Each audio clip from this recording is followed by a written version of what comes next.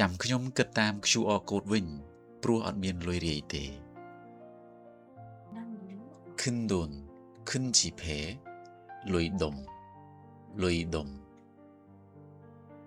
큰돈밖에 없는데 괜찮을까요? ខ្ញុំមានតែលុយដុំប៉ុណ្ណោះតើមិនអីទេឬ ខ្ញុំមានតែលុយដុំប៉ុណ្ណោះតើមិនអីទេឬ 잔돈លុយរាយ 잔돈이 없어서 QR 코드로 계산할게요.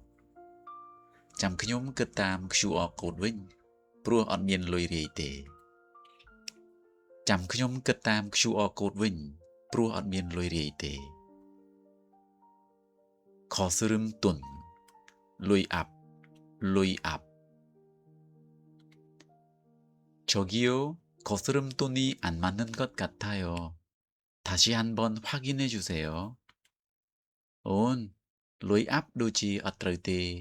សូមជួយពិនិត្យមើលម្ដងទៀត អូនលុយអាប់ដូចជាអត់ត្រូវទេ